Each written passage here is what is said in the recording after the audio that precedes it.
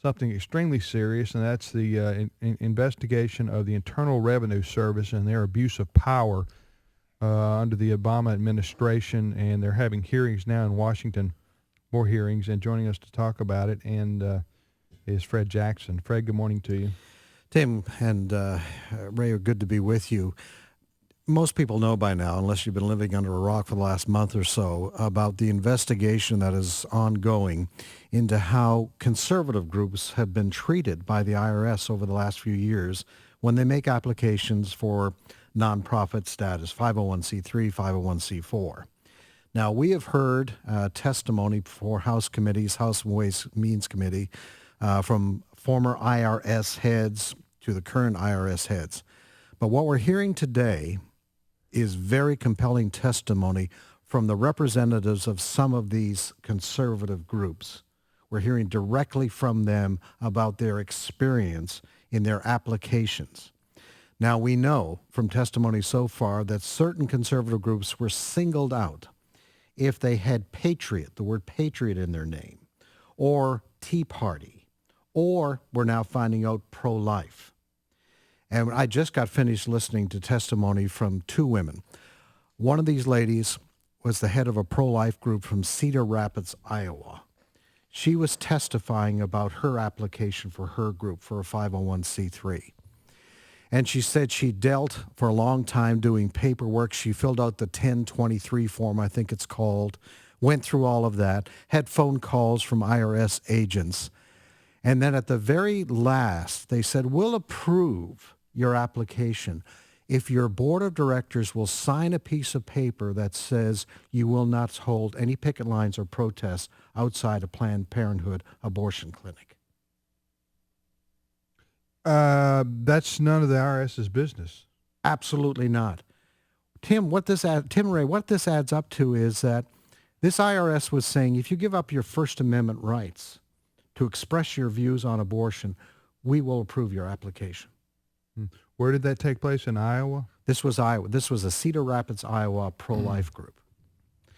Also heard testimony just a few minutes ago from a woman who heads up a Tea Party group in Alabama. She testified about her experience, basically the harassment. It took 600 days from the time that Tea Party group applied for their application for a 501c4. 600 days. Now, normally it's only supposed to take about 3 months. Right. 600 days. Mm-hmm. And what happened with them, they finally went to the ACLU, a conservative legal group. ACLJ. ACLJ. Pardon me, I said ACLU. You said ACLU. Yeah. ACLJ, conservative legal That's group. Jay Sekulo's group. Jay Sekulo's group, to work on their behalf. And then all of a sudden, they got a letter from Miss Lerner. Remember? The one who took the Fifth Amendment, the former IRS chief. Yeah, we're going to approve your application after she received some pressure from Jay Sekulo's group. Mm-hmm. But only after 600 days. After 600 days. What you're learning here is, and what you're hearing, more people are coming out to say we were part of this systematic denial of conservative groups by the Obama IRS, the IRS under the Obama administration, to deny them the 501c3. When we use that term, folks, 501c3, that's what your church is. It's a nonprofit organization, or a 501c4, which is a nonprofit that can do a little bit more on the political side than a 501c3, which is what your church is, and to have tax-exempt status.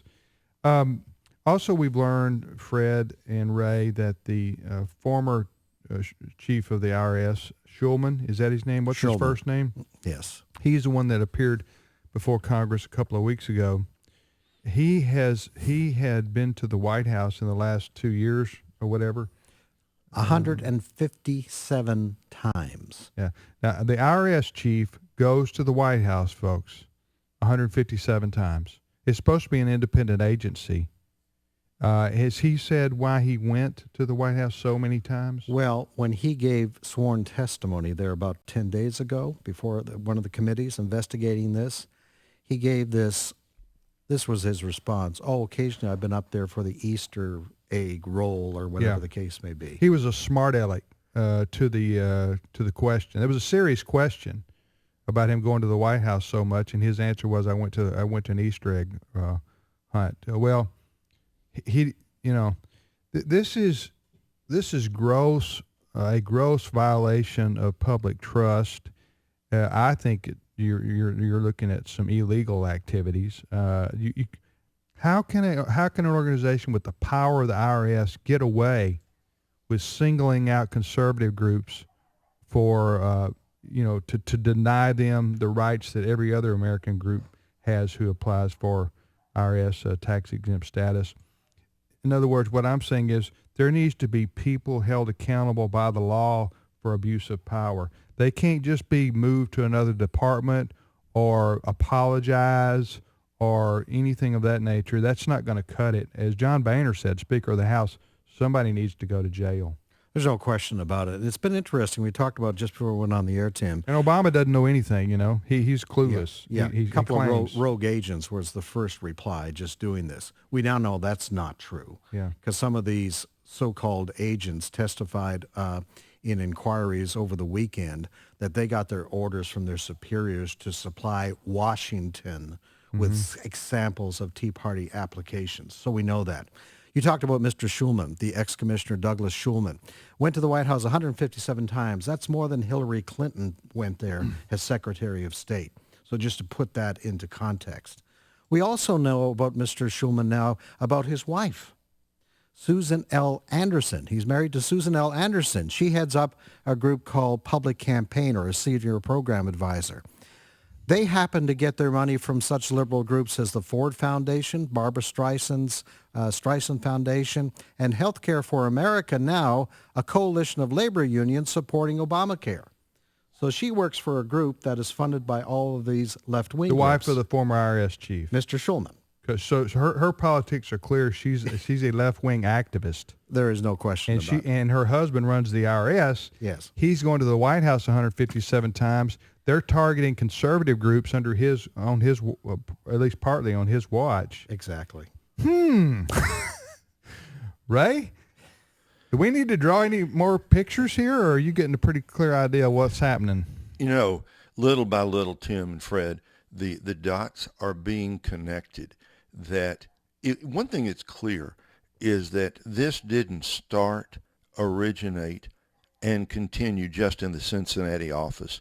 That there are lines that go back from the Cincinnati office. Somebody in Washington told them to do this, and little by little, I think the truth is now coming out for the American people to see, no matter how the White House is trying to spin it. Yeah, you don't go to the White House 157 times. 156 times if you take off the Easter egg hunt. Okay, I'll grant him that. But the other 150, and he may have had some legitimate other times to talk about other things, I'm sure. But don't tell me. I mean, it's beyond belief that someone like the IRS chief could be going to the White House that many times, and the White House somebody in the White House not know that they're targeting conservative groups. I don't believe that, and I think it. Fred, I just don't believe it. It just listen. We know there's stuff going on here. Yeah. All it's going to take is now some testimony that you talk about connecting the dots. These agents are now coming forward saying they got their orders from Washington, but we need to find out now who was it in Washington. Folks, this is we're laughing a little bit about it because some of these answers are so ridiculous that some of these government officials are supplying for their behavior. But this is extremely serious.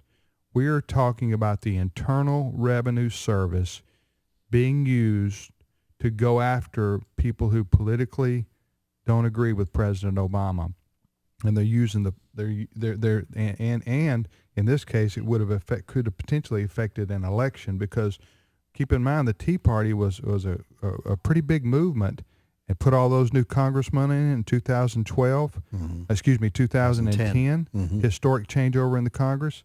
And the Obama administration sees the power of this group, and so they want to thwart it. So the way you thwart it is you deny them their tax exempt status, and you deny them a registration with the IRS, and so you in effect, put them on hold, and so that could have led to a difference in the election in 2012. One more comment, Fred, then we got to move on to our next guest. Tim and Ray, one more thing. Official report coming out today from the Treasury Department's Inspector General for Tax Administration about the $50 million in your money and my money spent by the IRS on conventions, on conferences. In 2 years. Right? In 2 years, $50 million. One meeting alone, $4 million for a gathering in Anaheim where, conventions, they try to get convention rates at hotels. Yeah. Oh, not the IRS. $1,500 a night for some rooms they spent. And they spent $135,000 on speaking fees for that one convention. Hey. $17,000 for one guy who spoke about leadership through art. I always say about the federal government spending. On what? Leadership through art. Well, did they have a yoga class or? I just, what I always say about federal government spending, it's out of control. We all know that, but it's everybody's money and it's nobody's money. So it gets spent like it's nobody's money. Thanks, Fred. Appreciate it. You're welcome. We'll keep you posted on that, folks. I'm sure you'll be reading that in the news, but that is extremely serious situation when the IRS is used to target people and groups because of their politics. You're listening to the radio program Today's Issues on the American Family Radio Network. I'm Tim